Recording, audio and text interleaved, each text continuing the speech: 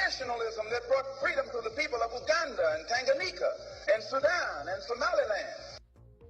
وطنو تمد وانا تيني وانا تمنتهاي انك انت مرلو وعيلك تهانرو سو دماد كرن maanta waxaan idin sheegayaa aan halkan idinku wada muuqaalo cadayna qarannimo ay ahayd wixii xorriyadda u horseeday dalka loo yaqaano Algeria qarannimo ay ahayd wixii xorriyadda u horseeday Nigeria iyo waliba sida oo kale Ghana qarannimo ay ahayd wixii u horseeday xorriyadda dadka reer Uganda Tanganyika Sudan iyo waliba sida oo kale Somaliland.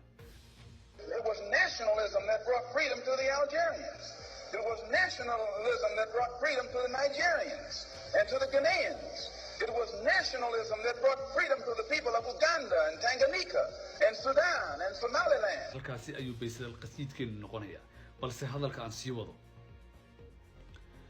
Afrika kumay helin xorriyadda fadhi Afrika kumay helin xorriyadda sugid Afrika kumay helin xorriyadda saxiix ee waxay ku heshay inay u dagaalantay xorriyaddeeda idinkana waxa la idinka baahan yahay isbedel. The Africans didn't get it by sitting in. They didn't get it by waiting in. They didn't get it by singing we shall overcome.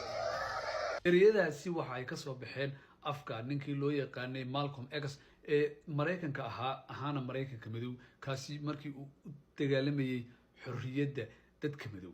haddaba waxay cadeyn u tahay in Somaliland ay ahayd dal xor ah oo ka madax bannaan Soomaaliya. Somaliland iyo Soomaaliya weligood yaalooda aanay hal mid noqon wixii ka horreeyay 60kii. dad badan ayaa aaminsan iyagu oo ku ololeeya in Somaliland iyo Soomaaliya ay isku mid ahaayeen wixii ka horreeyay 1960kii balse waxaan ku leeyahay waa beenaalayaal.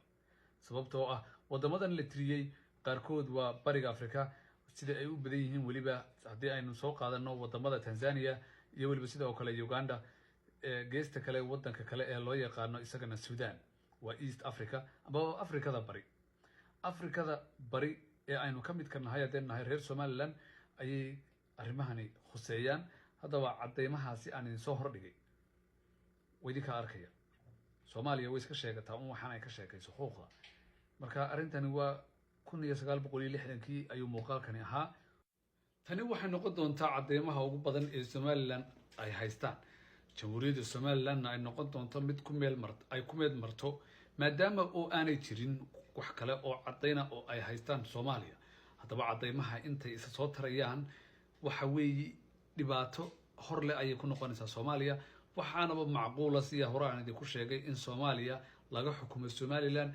masiirkeedana gacanta Somaliland uu soo galo haddaba tan iyo intii aan bilaabay warbixinahan la xiriira Somaliland iyo waliba sida oo kale toosku ifinteeda waxa jira dad iyo aad u fara badan oo iyaga dhankooda dhibsanaya warbixinahan aan sii deynayo kuwaasi oo iyagu mararka qaarkood ii soo diraya inay jabsadaan TikTok-kan hore loo jabsan kari waayay waxa jeceshiin baa ku sameyn kartaan soo dira waxa soo diri karaysaan laakiin anigu waxaan idin sheegayaa waan idin ka horeeyaa waan idin ka dambeeyaa idigoo TikTok waxa u diraysaan maalin walba la soo diraa maalin walba wada sheekaysan aniga qolada TikTok soo dameydaan garan marka waa wada kartaan hawshiina laakiin aniga waxaad iga qaadi kartaan ma jiro Somaliland hal qoosada ana TikTok-kan idin gabigiisa bay. Why Kenya will not get her independence today? Look at Tanganyika, look at Somaliland. Look at Sudan just next door. I don't think these territories are more advanced than Kenya. I do. waxaan ahay Afrikaan qarannimo doona waxaan rabaa dadkayga inaan ka caawiyo sidii ay ku heli lahaayeen xornimo eegimaka Tanganyika Somaliland iyo waliba sidoo kale Sudan oo ah gabigooduba albaabada nagu xiga ama wadamada aan dariska nahay waxay heleen xornimo balse uma malaynaya anigu inay ka hormarsan yihiin dhulalkaasi dalka Kenya. I'm an African nationalist, wanting my people to have their own independence, just like any other country. I don't think there is any reason why Kenya will not get her independence today. Look at Tanganyika, look at Somaliland. Look at Sudan just next door. I don't think these territories are more advanced than Kenya. I do not think so. The only thing is that there are some stubborn.